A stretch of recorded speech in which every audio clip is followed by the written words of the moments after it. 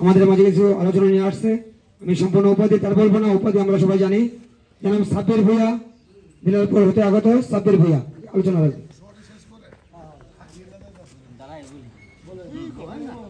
আসসালামু আলাইকুম। উপস্থিত আজকের এই সম্মানিত মুরব্বিয়ান, আসলে সবার নাম বললে অনেকক্ষণ সময় লাগবে, শর্টকাটে শেষ করতেছি। আমাদের নজিরপুর ইউনিয়ন বরাবরের মতনই কৃষি এবং শ্রমজীবী মানুষের ইউনিয়ন হিসেবে সবাই চিনে। নরসিংদী শহরের খুব নিকটবর্তী এলাকা, কৃষি ফসলি এলাকা হিসেবে সবার কাছে সুপরিচিত। বর্তমানে আমরা যে চেঙ্গাতুলি বাজারে 3 কোটি টাকা ব্যয় করে একটা ব্রিজ নির্মাণ করা হয়েছে, কিন্তু শুধুমাত্র 2-1 জনের কারণে বা হচ্ছে জমি বিক্রয় করার কারণে তারা হয়তোবা নিজেদের ব্যবসা প্রতিষ্ঠান আরো বড় করার জন্য মাটি ভরাট করতেছে, কিন্তু এই 2-1 জনের কারণে কিন্তু প্রায় শত শত মানুষের ভোগান্তি হচ্ছে। শুধুমাত্র যে আপনাদের নদীপুরি মানুষের এমনটা না, নোয়াবপুর, দিলারপুর, সগিরাপাড়া পর্যন্ত কিন্তু এই রাস্তার পানি যাইতো। আপনারা যতদিন পর্যন্ত কাজ চলছে অলরেডি কিন্তু আমাদের ওই অঞ্চল খরায় পরিণত হয়েছে, ফসল কিন্তু আর হয় না। তা আমরা চাই বরাবরের মতনই যদি যেভাবে পরামর্শের মধ্য দিয়া এটা সমাধান করার জন্য সবার কাছে অনুরোধ থাকবো। আর আপনারা জানেন বাংলাদেশের মাননীয় প্রধানমন্ত্রী তারুণ্যের অহংকার তারেক রহমান এবং আমাদের প্রিয় এমপি খায়রুল কবির খোকন সাহেব বর্তমানে খাল খনন নিয়ে কাজ করতেছে।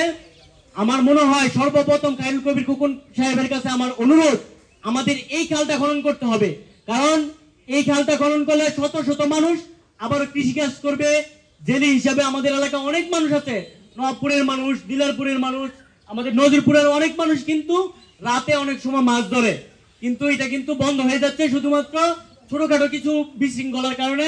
অনেকে বাড়ি বান্ধে লাইতেছে, অনেকে দেখা গেল ফসলি জমি তারা কাইটা বাড়ি ভরাট করে তুলে দিতেছে।